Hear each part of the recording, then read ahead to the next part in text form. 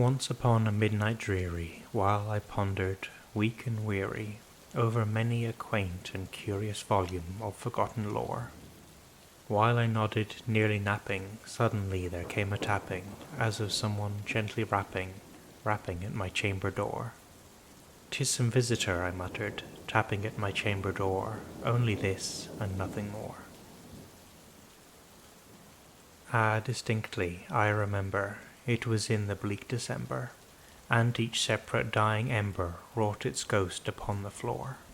Eagerly I wished the morrow, vainly I had sought to borrow from my books surcease of sorrow, sorrow from the lost Lenore, for the rare and radiant maiden whom the angels name Lenore, nameless here for evermore.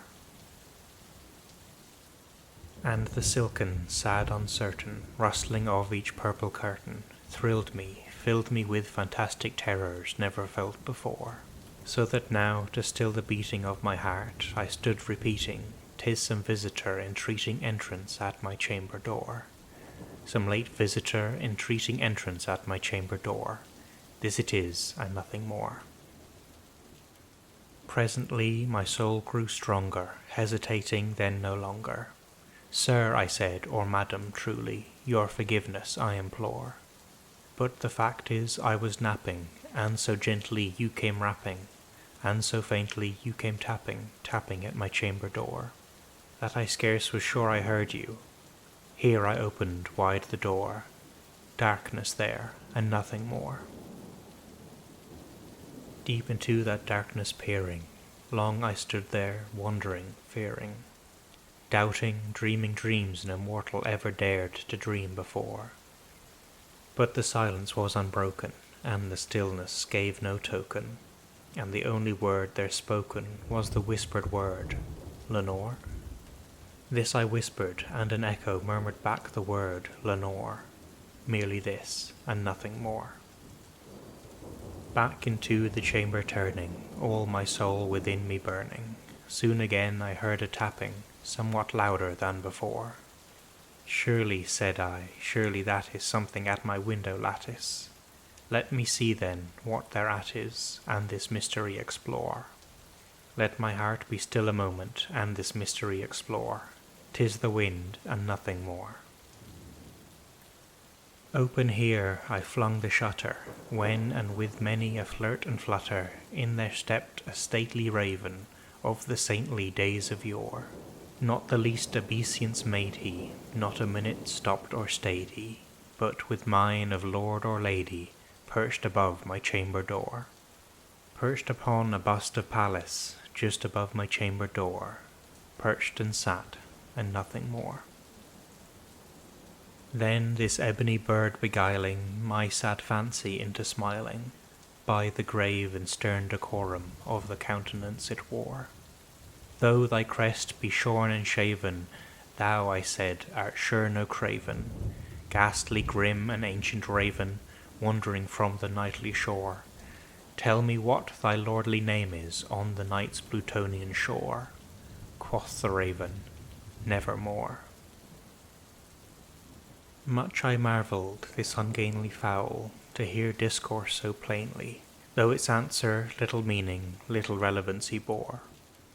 For we cannot help agreeing that no living human being ever yet was blessed with seeing bird above his chamber door, bird or beast upon the sculptured bust above his chamber door, with such name as Nevermore. But the raven, sitting lonely on the placid bust, spoke only that one word, as if his soul in that one word he did outpour. Nothing farther than he uttered, not a feather then he fluttered, till I scarcely more than muttered, "Other friends have flown before. On the morrow he will leave me, as my hopes have flown before." Then the bird said, "Nevermore." Startled at the stillness broken by reply so aptly spoken, "Doubtless," said I, "what it utters is its only stock and store, caught from some unhappy master, whom unmerciful disaster followed fast and followed faster, till his songs one burden bore, till the dirges of his hope that melancholy burden bore, of never, nevermore." But the raven still beguiling all my fancy into smiling, straight I wheeled a cushioned seat in front of bird and bust and door. Then upon the velvet sinking, I betook myself to linking fancy unto fancy, thinking what this ominous bird of yore, what this grim, ungainly, ghastly, gaunt and ominous bird of yore meant in croaking nevermore. This I sat engaged in guessing, but no syllable expressing to the fowl whose fiery eyes now burned into my bosom's core. This and more I sat divining, with my head at ease reclining on the cushion's velvet lining that the lamplight gloated o'er, but whose velvet violet lining with the lamplight gloating o'er she shall press, nevermore. Then methought the air grew denser, perfumed from an unseen censer, swung by seraphim whose footfalls tinkled on the tufted floor. Wretch, I cried, thy God hath lent thee, by these angels he hath sent thee, respite, respite, and nepenthe from thy memories of Lenore. Quaff, O quaff this kind nepenthe, and forget this lost Lenore. Quoth the raven, nevermore. Prophet, I said, thing of evil, prophet still, if bird or devil, whether tempter sent or whether tempest tossed thee here ashore, desolate yet all undaunted, on this desert land enchanted, on this home by horror haunted, tell me truly, I implore, is there balm in Gilead? Tell me, I implore. Quoth the raven, nevermore. Prophet, said I, thing of evil, prophet still, if bird or devil, by that heaven that bends above us, by that God we both adore, tell this soul with sorrow laden, if within the distant Aidenn it shall clasp a sainted maiden, whom the angels name Lenore. Clasp a rare and radiant maiden, whom the angels name Lenore. Quoth the raven, nevermore. Be that word our sign of parting, bird or fiend, I shrieked upstarting, get thee back into the tempest and the night's Plutonian shore. Leave no black plume as a token of that lie thy soul hath spoken. Leave my loneliness unbroken, quit the bust above my door. Take thy beak from out my heart, and take thy form from off my door.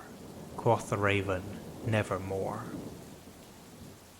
And the raven, never flitting, still is sitting, on the pallid bust of Pallas, just above my chamber door.